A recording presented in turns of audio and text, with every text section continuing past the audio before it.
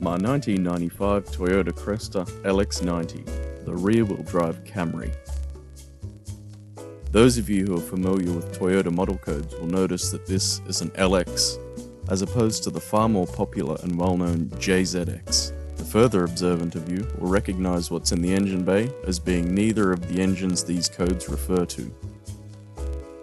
This is the Toyota 1UZ-FE, a quad-cam 190 kilowatt 4-litre V8 out of a Lexus LS400, and it sounds bloody lovely.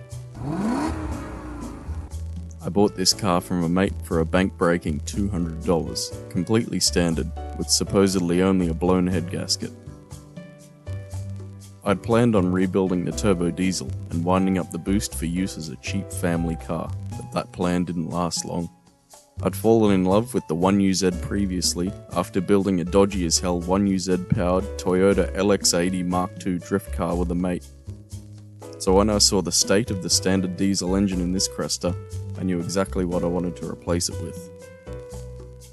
$600 later, I had an unknown condition, non-BVTI 1990 1UZ-FE, complete with ECU and engine loom.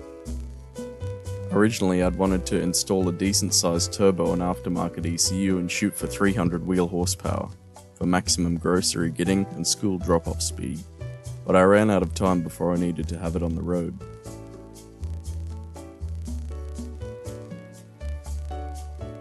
As it is though, this car is awesome bang for buck and breezes past caravans and geriatrics with little effort. I wanted to sit the engine as far back in the engine bay as I could for weight balance, which also meant the standard diesel auto transmission mount could be flipped around and used for the new V8 Auto.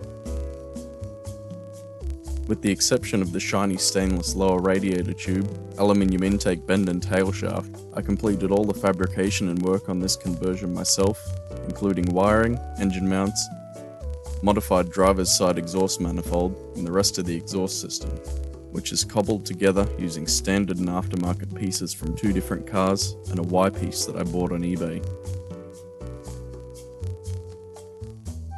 This is my first road legal engine swap car, and in Australia, road legal actually means something. It even has a pretty blue modification plate to say that I paid some top bloke to make a pretty blue modification plate for it.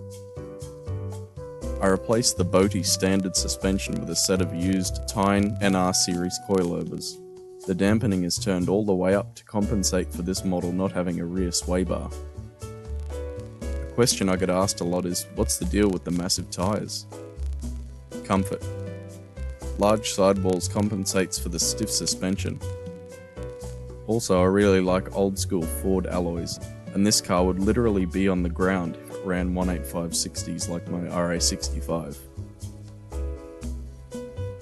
Comfort is the same reason I paid over $500 to have the aircon plumbed up and gassed with custom-made hoses. The rear muffler sticking out past the bumper was also a choice made with comfort in mind. Let me demonstrate. Outside the car,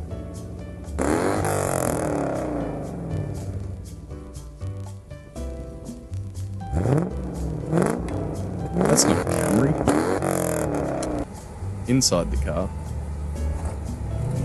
most of what you hear is intake noise.